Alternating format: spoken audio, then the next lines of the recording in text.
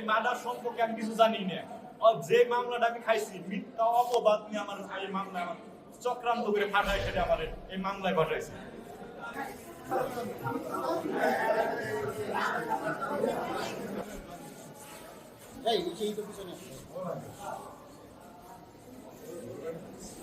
আস্তে আস্তে এগিয়ে নিয়ে আসুন,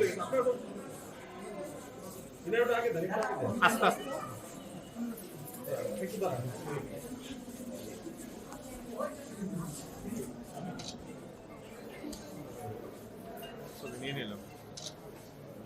জীবন অবাক না করলে কে করবে? 28% মিল্ক ফ্যাটের অবাক করার সাথে ফ্রেশ মিল্ক পাউডার। জীবন অবাক করুক প্রতিদিন।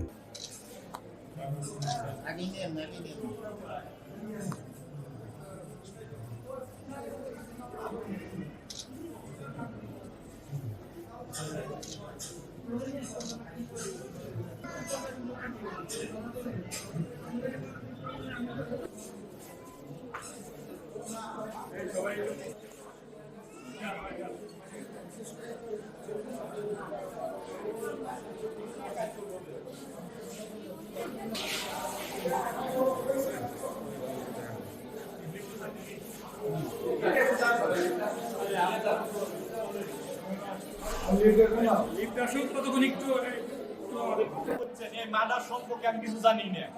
যে মামলাটা আমি খাইছি মিথ্যা অপবাদ নিয়ে আমার এই মামলা আমার চক্রান্ত করে ফাটাই খেটে আমার এই মামলায় পাঠাইছে রাজনৈতিক।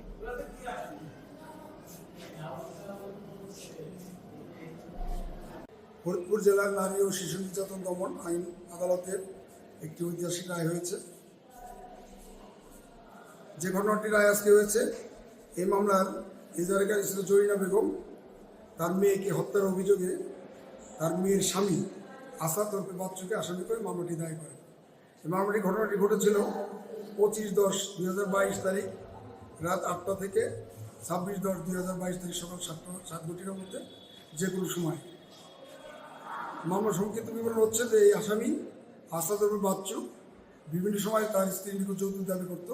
ইতিপূর্বেও তার আরেকজন স্ত্রী ছিল, তার নিকট যৌতুক দাবি করেছিল এবং তাকে মারপিট করে হত্যা করেছিল। সেই মামলাটি রাজবাড়ী কোর্টে বিচারাধীন রয়েছে। আর আমাদের কোর্টে আজকে যে মামলাটি, এই মামলাটি আমরা রাষ্ট্রপক্ষ 10 জন সাক্ষ্যকে হুজুর আদালতে এই মামলাটি প্রমাণের জন্য উপস্থাপন করেছি এবং রাষ্ট্রপক্ষ সাক্ষ্য প্রমাণের ভিত্তিতে মামলাটি সন্দেহাতীতভাবে প্রমাণ করতে সক্ষম হয়েছে। আজকে মামলাটির রায়ের তারিখ ছিল। মামলাটি রাষ্ট্রপক্ষ সন্দেহাতীতভাবে প্রমাণ করার প্রেক্ষিতে ফরিদপুর জেলার নারী ও শিশু নির্যাতন দমন ট্রাইব্যুনাল এর বিজ্ঞ বিচারক জেলা ও দায়রা জজ জনাব শামীমা পারভিন এর আদালত আসামি আসাদ ওরফে বাচ্চুকে মৃত্যুদণ্ডে দণ্ডিত করার আদেশ দিয়েছে এবং আরও 50,000 টাকা জরিমানা করেছে। আমরা রাষ্ট্রপক্ষ এই রায়ে সন্তুষ্ট প্রকাশ করছি এবং সেই সাথে আমরা মনে করি যে এই রায়ের মধ্য দিয়ে সমাজের যে যৌতুক এবং এই যে যৌতুকের দাবিতে মারপিট এবং যৌতুকের দাবিতে মারপিট করে হত্যা, এই প্রবণতা থেকে এই সাদা একটি তাদের জন্য একটি সতর্ক সংকেত যে এই ধরনের ঘটনা ঘটিয়ে পার পাওয়ার কোনো সুযোগ নেই। ঠিক আছে।